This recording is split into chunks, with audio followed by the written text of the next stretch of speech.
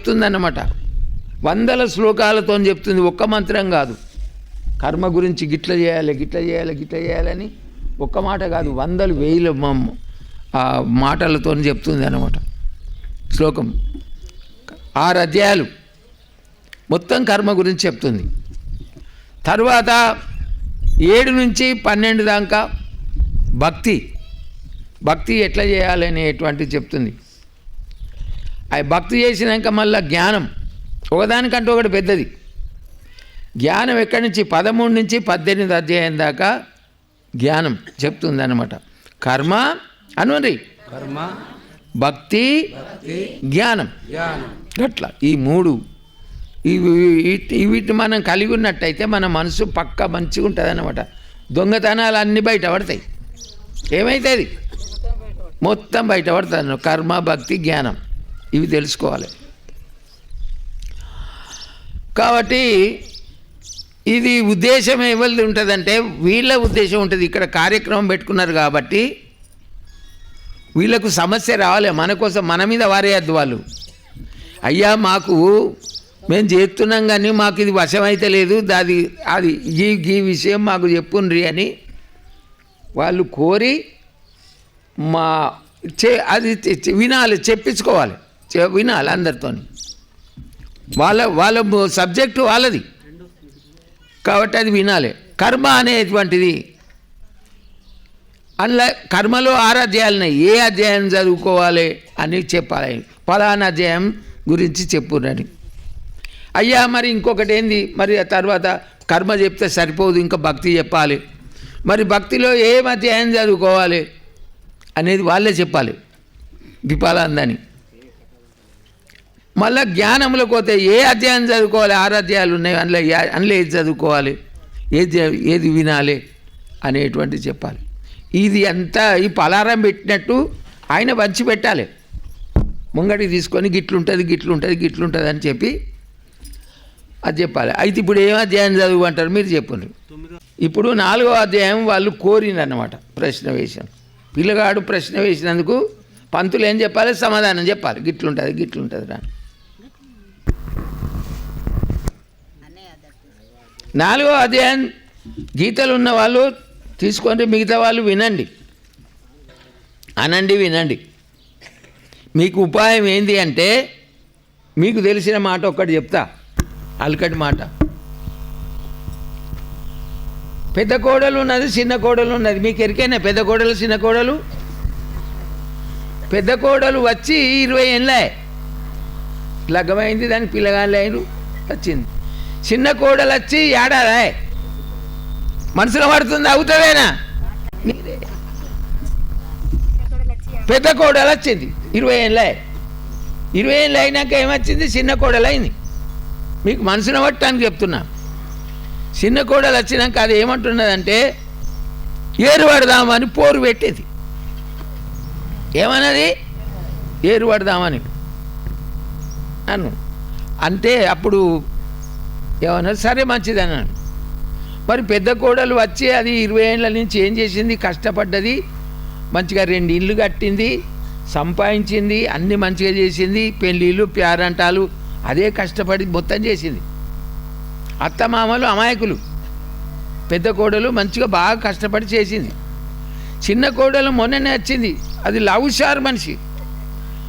అది ఏమిది, ఏడాది కాగానే ఏరు పడదామని అన్నప్పుడు దాని పోరుకు తట్టుకోలేక ఏరుపడ్డారు.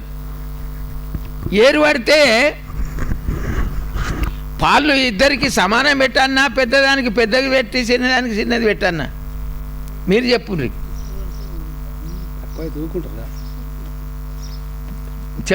తప్పు చెప్తే 1,00,000 రూపాయలు జుర్మానా పడుతుంది. కరెక్ట్ చెప్తానే లెక్క, లేకపోతే లేదు. ఏమన్నా నేను నోటి మాట అటు వారేస్తాను కాదు, కరెక్ట్ చెప్పాలి. కోడలు చిన్నదైతే పాలు చిన్నది కాదు, యారాలు చిన్నది. అది కాడలు కోడలు అయితే యారాలు చిన్నది అయితే పాలు చిన్నది కాదు. అంటే ఇది ఎందుకోసం చెప్తున్నా అంటే మీకోసం చెప్తున్నా. మీకు చదువు వచ్చాయి, ఇవన్నీ వచ్చాయి, మీకు మాకు ఏం రాకపోయి మేము ఇట్లా మూర్తి మూసుకొని కూర్చుంటివి, మీ అంత పుణ్యం మాకు వస్తుందా అని చెప్పి మీరు అలగద్దు, భయపడద్దు. మీకు కూడా సమానం, అందరికి సమానమే.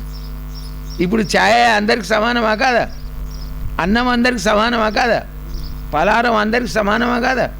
అది ఎట్లనో ఇది కూడా అట్లా, భక్తి కూడా సమానమే అందరికీ. ఎవరైనా సరే, విన్నా సరే, అన్నా సరే, చూసినా సరే, చేయించినా సరే, చేసినా సరే, అట్లా. కాబట్టి అప్పుడు ఎరువాడికి పాలు ఇచ్చింది. నువ్వు పెద్ద కోడలు కాబట్టి నీకు దండం పెడతా, అంతే. అక్కవు కాబట్టి పెద్దదాన్ని కాబట్టి దండం పెడతా. కానీ పాలు కాడ మాత్రం నేను తక్కువ తీసుకోను, లెక్కతో తీసుకుంటా, సమానం, నీకు నాకు సమానం. ఇది మీ అందరికీ ఎరికే. అందుకోసం చెప్తున్నా. అదెట్లను మీరు కూడా మీకు ఆడ కూర్చుని మత్తుగా చెప్పొస్తుంది, ఆడ చేస్తారు. కానీ మాకు రాకపాయే, మీ తరిగా చదువు రాపాయే, మాకు రాపాయే, మాకు వస్తుందా అని చెప్పి ఏం చేస్తారు, మీరు ఎత్తేస్తారు. అట్లా కాదు, మీకు సమానమే, మాకు సమానమే, మీకు సమానం. అందరికి పలారం అందరికీ సమానమే, పాలు అందరికీ సమానమే. పెద్ద కోడలు చిన్న కోడలు అంటే మీ అందరికీ ఎరికే. అట్లా ఇక్కడ చెప్పబడింది. ఇది మేము చదువుతున్నాం, అనండి, వినండి. విందాగానే అయ్యా వినాలి అంటే ఇంకొకటి పెడతారు, కాలాల కట్టే పెడతారు. నాకు చెవులు లేవు, మాట్లాడిన నోరు మూపు తీస్తారు. నాకు చెవులు లేవు, నువ్వు వినువనంటే నాకు చెవులు లేవు, ఏం చేయమన్నారు? చెవులు లేకపోతే చూడు. అయ్యా చెవులు లేవు, కళ్ళు లేవు, లేకపోతే చేయించు, వాళ్ళకు సాయం చేయి. ఏం కట్టబెట్టకు, మత్తుగా చేయొచ్చునని కట్టబెట్టకు, వాళ్ళకి ఏదైనా ఉపకారం చేయి, ఉడతా భక్తి. అట్లా ఎట్లా చేసినా కానీ మంచిదే. కాబట్టి ఇక్కడ చెప్తున్నాడు 4వ అధ్యాయంలో, మీరు అనండి, మీతో 2 శ్లోకాలు అనిపిస్తున్నా నేను అంటే అన్నీ అన్నట్టే. అది మీకు అర్థమయ్యేందుకు చెప్తున్నా. ఒకటి,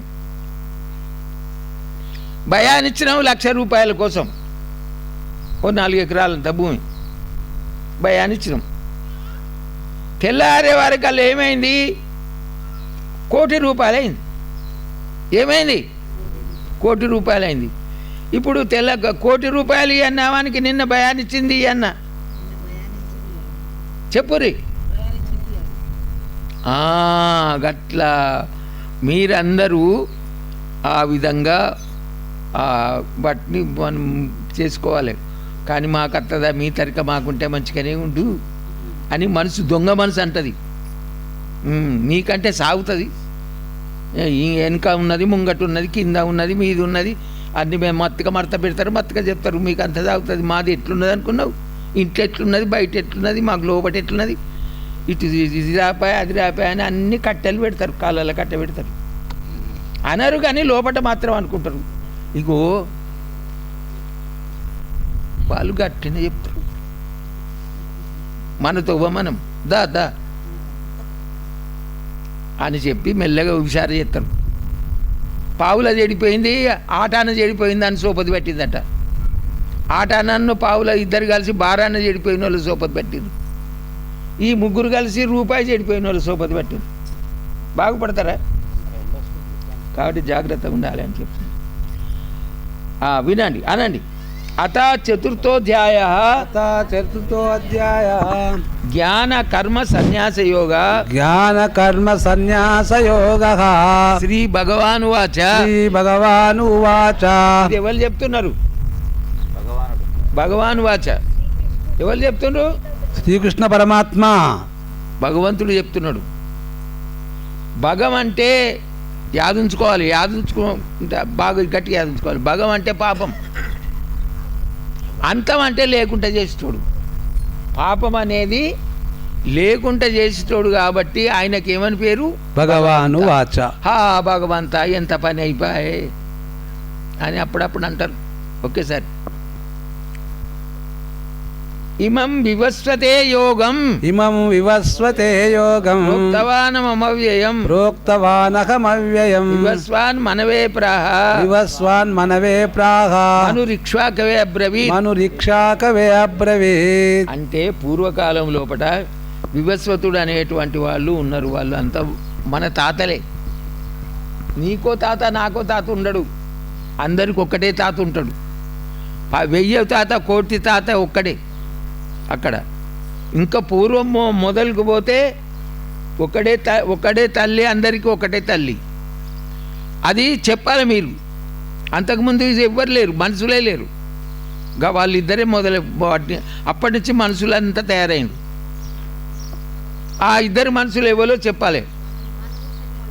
మనువు శతరూప అనేది బ్రహ్మ అనేటువంటి వాడు ఈ సృష్టిని తయారు చేసి మనువు అనేటువంటివన్నీ మనసు చేత పుట్టించిండు, కడుపులో పుట్టుడు కాదు. ఇట్లా అనుకుంటే పుట్టిండు. అట్లనే శతరూప కూడా తల్లిదండ్రులకు పుట్టలే, మనసుకు పుట్టింది. వాళ్ళిద్దరూ మనకు తల్లిదండ్రులు, మొదటి వాళ్ళు గాలు. ఇక అవతల లేరు, అవతల ఆడోళ్ళు లేరు, మగోళ్ళు లేరు. ఒకటే ఉన్నది లైట్, కరెంటు లైటు. అది మొగ లైట్, ఆడ లైటా? చెప్పురి. కరెంటు లైటు చెప్పురి. కరెంటు లైటు, ఆడి లైటు, మొగ లైటు ఉంటుందా? ఒకటే శక్తి. మరి ఇప్పుడు నేను చేయన్నా, ఆడి బొమ్మను మొగ బొమ్మను పెట్టినాం, అందులో కరెంటు పెట్టినాం. ఆ బొమ్మలో కరెంటు పెడితే ఏమవుతుంది? ఆడి బొమ్మ ఎగురుతుందా లేదా? ఇప్పుడు ఆడి కరెంట్ అయిందా? అందులో మొగ బొమ్మలో కరెంటు పెట్టినాం, మొగ బొమ్మ ఎగురుతుంది. మొగ బొమ్మ ఎగిరితే మొగ కరెంట్ అయిందా?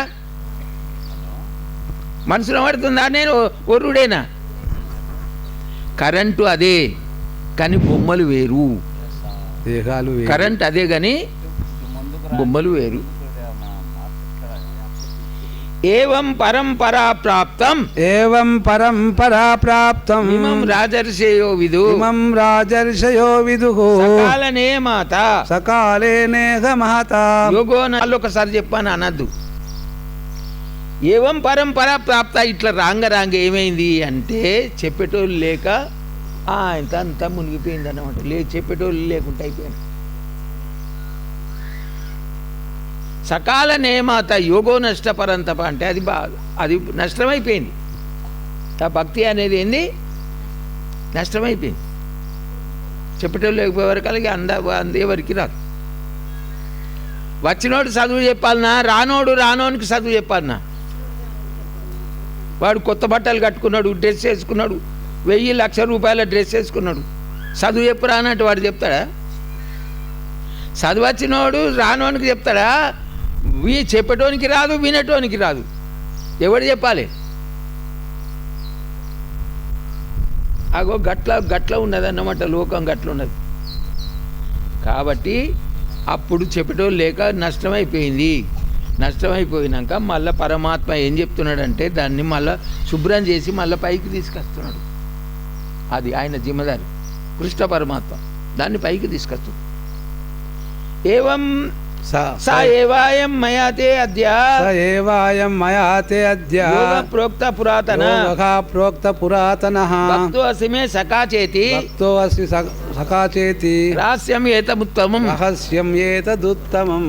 ఇప్పుడు మీరందరూ వినండిగా, బాగా స్పీడ్గా పోతుంది బండి. అర్జున ఉవాచ అపరం భవతో జన్మ పరం జన్మ వివస్వతః తద్విజానీయాం త్వమాదౌ ప్రోక్తవాన్ ఇతి శ్రీ భగవానువాచ బహూని మే వ్యతీతాని జన్మాని తవతార్జున అన్యకం వేద సర్వాణి నత్వం వేత్త పరంతప జోపి సన్నయాత్మా భూతానమీశ్వరోపి సన్ ప్రకృతిం స్వామధిష్టాయ సంభవామ్యాత్మమాయయా యదా హి ధర్మస్య గ్లానిర్భవతి భారత అభ్యుత్థానమధర్మస్య తదాత్మానం సృజామ్యహం పరిత్రాణాయ సాధూనాం వినాశాయ సదుష్కృతాం ధర్మ సంస్థాపనార్థాయ సంభవామి యుగే యుగే జన్మ కర్మ చ మే దివ్యం ఏవం యో వేతి తత్వతా త్యక్త్వాదేకం పునర్జన్మ నైతి మామేతి సో అర్జున ఇతరాగ భయక్రోధ మన్మయా మాముపాశ్రిత బహవో జ్ఞాన తపసా ముద్భూతా మద్భావమాగతా ఏ యదా మా ప్రపద్యంతే తాం తదైవ భజామ్యం మమ వర్త్మానువర్తంతే మనుష్య పార్థ సర్వశా కాంక్షంత కర్మణా సిద్ధియజంతే కైవంతయ్య దేవత క్షిప్రం హి మానుషే లోకే సిద్ధిర్భవతి కర్మజా చాతుర్వర్ణ్యం మయా సృష్టం గుణకర్మ విభాగస తస్య కర్తారమపి మాం విద్య కర్తారమవ్యయం నమాం కర్మాణి లింపంతి నమే కర్మ ఫలే స్రువ ఇతి మాం యో అభిజానాతి కర్మ భిన్న సపద్యతే ఏవం జ్ఞాత్వా కృతం కర్మ పూర్వైరపి ముముక్షు కురు కర్మైవ తస్మాత్ త్వం పూర్వై పూర్వతరం కృతం కిం కర్మ కిమకర్మేతి కవేప్యత్ర మోహిత ఇద జ్ఞాత్వ మోక్షస్య శుభాత్ కర్మణో అభిబోధవ్యం బోధవ్యం చ వికర్మణ అకర్మణచ్చ బోద్ధవ్యం గహనా కర్మణో గతిః కర్మణ్య కర్మయా పశ్యేద కర్మాణి చ కర్మయా సబుద్ధిమాన్ మనుష్యేషు సయుక్త కృష్ణ కర్మ కృతో యస్య సర్వే సమారంభ కామ సంకల్ప వర్జిత జ్ఞానాగ్ని దగ్ధ కర్మాణ వచ్చిన వాళ్ళకి జాగించండి మీరు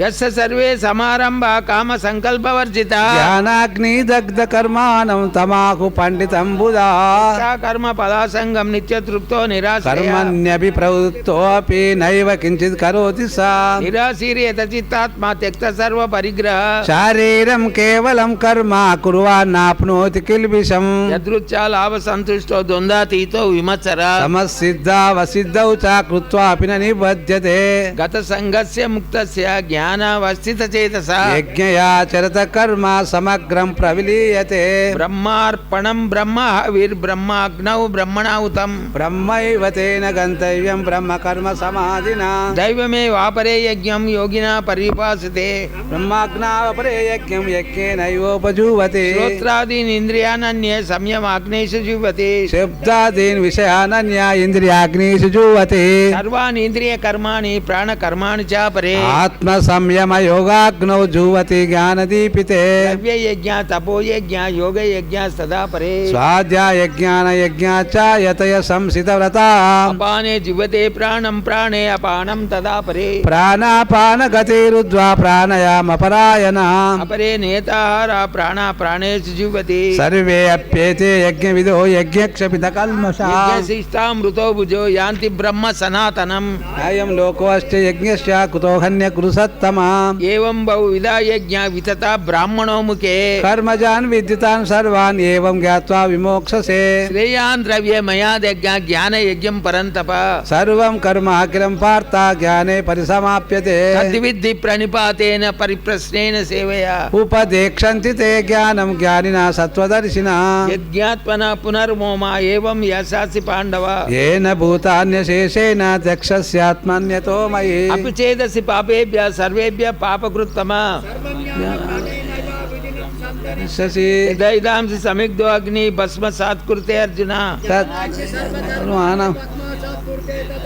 ఇవన్నిటికీ ఒక్కొక్క దానికి అద్భుతమైనటువంటి అర్థాలు ఉన్నాయి అమ్మా వెళ్ళే చదవాలి వాటిని అర్థం చేసుకుంటే అద్భుతంగా ఉంటుంది వినండి సావధానంగా మీ చిత్తం ఎటో ఎటో పోతుంది అంగడంగడ అవుతుందని నాకు తెలుస్తున్నది నాకు కూడా పోతుంది కానీ అట్లా పోనీయద్దు జాగ్రత్తగా ఉండాలి యదైదాంసి సమిగ్ధో అగ్ని భస్మ సాత్కృతే అర్జున జ్ఞానాగ్ని సర్వకర్మాణి అంటే అయ్యా ఇప్పుడు ఏవాళ్ళని అంటారు ఏదైనా పుణ్యకర్మలు చేసినప్పుడు మొత్తం పాపాలు చేసినాం మేము ఈ ముత్తం చేస్తే ఏమవుతుంది మేము బాగుపడతాం అని ఆ పాపకర్మలు అన్నీ యాద్ చేస్తుంటాయి లోపట చెప్తుంటాయి అనిపిస్తాయి ఎవరన్నా బాగుపడతారు కానీ నేనైతే బాగుపడా అని యువతలకు అనరు యువతలకంటే మానం పోతుంది ఇజ్జత్ పోతుంది 10 మందిలో కాబట్టి యువతలకు అనరు లోపట అనుకుంటారు ఎగబెట్టింది బగ్గ ఎగబెడితే అన్నీ తప్పులు చేస్తే కానీ చెప్పి అంటున్నారు ఇక్కడ భగవంతుడు చెప్తున్నాడు జ్ఞానం అనేటువంటి అగ్ని ఏం చేస్తుంది అంటే మొత్తం ఎండిన కట్టే పచ్చి కట్టే మొత్తం రెండు ఒక్క తరికనే కాలుతాయి ఎప్పుడు కాలుతాయి ఎరికేనా ఓ 4 బండ్లన్నీ కుప్పబెట్టి ఓ 4 బండ్లన్నీ పచ్చి 4 బండ్లన్నీ ఎండినవి కట్టెలు కుప్పబెట్టి మంటు పెడితే పచ్చి ఎండినవి ఎట్లా కాలుతాయి మంట బగ్గ అయినాక కాలుతాయి అదేవిధంగా మీరేం భయపడకుండ్రి ఇప్పటికైనా కానీ బుద్ధి కలిగి ఉండి మీరు ఉన్నట్టయితే మొత్తం అన్నీ కూడా సర్వం అన్ని మొత్తం కూడా శుభ్రం చేసుకోవచ్చు జ్ఞానం కలగాలి అంటే మనం ఉన్నది ఏంది కర్మకాడ దిక్కులేదు కర్మను దాటి భక్తిని దాటి జ్ఞానంలో పోతే మరి అన్ని మొత్తంగా పాలిస్తారు అన్నమాట. జ్ఞానాగ్ని చేసుకునేటువంటి శక్తి ఉన్నది. ఉండి ఎగబెడుతున్నావా లేక ఎగబెడుతున్నావా? ఉండేగా పెడుతున్నావు. నువ్వు చెవులు ఉండి వింటలేవు, కళ్ళు ఉండి చూస్తలేవు, నోరు ఉండి దేవుని ప్రసాదం స్వీకరిస్తలేవు, ముక్కు ఉండి గ్రహణం చేస్తలేవు దేవుని దగ్గర. గ్రహణం అంటే ముక్కుతో ఏం చేయాలి? దేవునికి పెట్టినటువంటి తులసి పత్రాన్ని వాసన చూడాలి. దాని పేరు గ్రహణం. గ్రహణం ఇటు దీంతో తీసుకోవాలి. ఇవన్నీ ఉన్నాయి దాని కొరకే, దానికి వాడుకోవాలి. అదే భగవంతుడు చెప్తున్నాడు, జ్ఞానాగ్ని అనేటువంటిది మొత్తం నీది అనేక జన్మల యొక్క మొత్తం కూడా రాసినంత మొత్తం కాలబెడుతుంది. భయపడవలసిన పని లేదు. మంచిగా హాయిగా బాగుపడతావు. మొత్తం రూపాయికి రూపాయి బాగుపడతావు. 100% అందరూ బాగుపడవచ్చు. కానీ ఆ విధంగా ప్రయత్నం చేయాలి అని చెప్తున్నాడు. మందులు అన్నీ ఉన్నాయి. కొనుక్కొని తిని అరిగించుకునే శక్తి ఓపిక ఉండాలి. కొనుక్కునే శక్తి ఉండాలి, అరిగించుకునే శక్తి ఉండాలి. ప్రయత్నం చేయాలి. ప్రయత్నం చేస్తే కానిది లేదు. మానవ జన్మలో కాని పని లేదు. ఏదంటే అది సాధించవచ్చు. అట్లా దానికి అలకటి ఉపాయం విశ్వాసం ఫలదాయకం. ఇప్పుడు దేవుని నువ్వు నమ్మినావు అనుకో, సగం భక్తి అయిపోయినట్టే. ప్రపంచాన్ని నమ్ముతావు, కొడుకుని నమ్ముతావు, బిడ్డను నమ్ముతావు, ఇల్లుని నమ్ముతావు, డబ్బుని నమ్ముతావు, బంగారం నమ్ముతావు, ఇవన్నీ నమ్ముతావు. నీ బంగారానికంటే దేవుడు తక్కువనా? కొడుకు మీద, బిడ్డ మీద, వీళ్ళ మీద, వాళ్ళ మీద పోయినంత మనసు దేవుని మీద పోతుందా? మరి ఎందుకు గట్లంటే నువ్వు ఓట్లు సగానికంటే ఒకటో రెండే ఎక్కువ కావన్నా తక్కువ రావన్నా? ఇద్దరు నిలబడ్డరు. ఇద్దరు నిలబడ్డప్పుడు గెలవాలంటే ఒక్కటన్నా రెండన్నా ఎక్కువ రావాలన్నా తక్కువ రావాలన్నా? ఆ విధంగా అంటే ప్రకృతి మాయ కంటే మనకు కొంచెం అంతనన్నా భక్తిలో ఎక్కువ ఉండాలి. కొంచెం ఉంటే అప్పుడు దొంగతనం బయట పడుతుంది. నీ పొరపాటు, నీ దొంగతనం అనేది భయపడుతుంది. అవారు దాకా భయపడదు, తెలియదు. నేను అందరు ఉన్నట్టున్నా, నేనే వాళ్ళ సొమ్ము తింటున్నానా, నా ఇంట్లో నేనున్నా. నీ లైన్ అది, నువ్వు నీ సొమ్ము తింటున్నావు. ఇదా నీ లెక్క? ఇదా నీ నడక? గిట్ల అలవాటు అయిపోయింది. నేను మన ఇంట్లో లేను, నా ఇంట్లోన్నా, నా సొమ్ము నేను తింటున్నా. మరి నువ్వు ఉంటే పట్టుకొని ఉండు. మరి ఒక 1000 ఏండ్లు 1,000,000 ఏండ్లు పట్టుకొని ఉండు. అన్నే అత్తుండు దగ్గరికి వద్దు పొమ్మనగానే చప్పుడు ఎకపోవాలి. కుయ్యవనక కుట్టుకువనుకుంటా గొలుసులు గొల్లాలన్నీ ఆడ వారేసి చప్పుడేక మిట్ట చూసుకుంటావు పోవాలి. ప్రాణం పోతుందంటే అంతే. ఏదిరా జనం రాదు, ధనం రాదు. కాదని అనరు, అవునని చెయ్యరు. బాల్యం అటే ఖర్చు పెడతీవి, యవ్వనం అటే ఖర్చు పెడతీవి, ముసల్తనం రావట్టే. ఇప్పటికన్నా బుద్ధి లేపా నీకు. ఈ సభ పెట్టుటానికి కారణం ఏంది? ఇప్పటికన్నా సోయుండద్దా? సోయుండదా అని అంటే నేను మెచ్చుకున్నట్ట, తిట్టినట్ట, అన్ని తిట్టినట్ట, ఒకటి తిట్టినట్ట, అందరు పోతుల తిట్టినట్ట. ఇది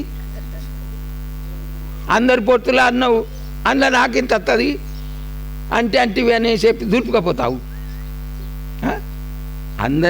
అందరికీ అదే సూర్యుడు, ఒక్కలకు అదే సూర్యుడు, అందరికీ అదే గాలి. ఎవల ముక్కు వాళ్ళకున్నది. ఉన్నదా లేదా మీ అందరికి ముక్కు? మరి నీ గాలి నీకున్నదా? ప్రత్యేకం కోటి సంచి ఉన్నదా? అది అందరి గాలి ఒకటే నవేరా. మరి అంటిది మళ్ళీ దేవుని చూపించినాక మాట్లాడు అని అంటారు. మీరు ఏమన్నారు అనుకో, మీ వంతుకు ప్రశ్న నేనే ఎత్తున్నా. దేవుణ్ణి చూపించినాక నువ్వు మాట్లాడు, నోరు తెరువు. అది నువ్వు చూపించకపోతే నువ్వు నోరు మూసుకో, మాట్లాడదు. నీకు తెలిసినంత నాకు తెలుస్తా. నువ్వు చెప్పేది నాకేంది అనేది, నువ్వనేది నేను అనుకుంటున్నా. నీ వంతుది నేనే అనుకుంటున్నా, నా వంతుది నేనే అనుకుంటున్నా. అందుకోసం ఇక్కడ చెప్తున్నా, గాలి మీద పెడుతున్నా, సూర్యుని మీద పెడుతున్నా. ముక్కులు ఎవలై వాళ్ళకు ఉన్నాయి కానీ గాలి ఒక్కటి. దీనికేం మర్ర పడతావు? తలకాయ వంచవలసిందేనా లేదా? అది చెప్తున్నాడు. జ్ఞానాగ్ని దగ్ధ కర్మ అని. జ్ఞానం అనే అగ్ని మొత్తం అన్నిటిని కలిసి పడేస్తుంది. బ్రహ్మ సత్యం జగన్ మిథ్య. జీవుడు దేవుడు ఒకటే. తల్లి బిడ్డ మీరు చెప్పురు ఇక, నేను నా వంతు నేను ఫస్ట్ చేసిన. తల్లి బిడ్డ ఇద్దరు ఒకటే. ఏమంటారు అనురి? తల్లి బిడ్డ ఏం ఒక్కటా రెండా? ఒక్కటే ఒక్కటే. కానీ ఇద్దరు శరీరాలు రెండు కనబడుతున్నాయి. తల్లి బిడ్డ చెప్పుని. లోపట అంతరాత్మ అంతా ఒక్కటే అని చెప్పురమ్మా. అంతరాత్మ ఏంది? తల్లి శరీరం లేకపోతే బిడ్డ శరీరం లేదు. తల్లి శరీరంలో నుంచే బిడ్డ శరీరం వచ్చింది, పెరిగింది, వచ్చింది. తల్లికే శరీరం లేదనుకో, బిడ్డకి శరీరం ఎట్లా పుడుతుంది? తల్లి బిడ్డ ఇద్దరు ఒకటా కాదా? ఒప్పుకో. ఎవరైనా మరవాడేటోళ్ళు ఉంటే మరవాడు ఉండి. ఇప్పుడు ఏం మరవాడతారు? తల్లి లేకుంటే బిడ్డ ఎక్కడ నన్ను ఉంటుందా? కొడుకో బిడ్డనో ఏదన్నా సరే. మరి తల్లి బిడ్డ ఇద్దరు ఒక్కటి అయినప్పుడు మరి దేవుడు జీవుడు అనేటువంటి వాడు అంతకంటే అధ్వానమా? దేవుడు జీవుడు ఒక్కటే, అదే చెప్పేది. మనం దేవుని బిడ్డలమా? మనం అక్కడికి వెళ్ళి వచ్చి బిచ్చం ఎత్తుకుంటున్నామా? దేవుని దగ్గర బిచ్చం ఎత్తుకుంటున్నామా? లేకపోతే సంతం మన సొమ్మని మనం తీసుకోవాలనా? చెప్పును, మీరు చెప్పును. దేవుని బిడ్డను. దేవుని దగ్గర ఏది ఉన్నదో అంత మనకే. ఆయనదే మనకు. మన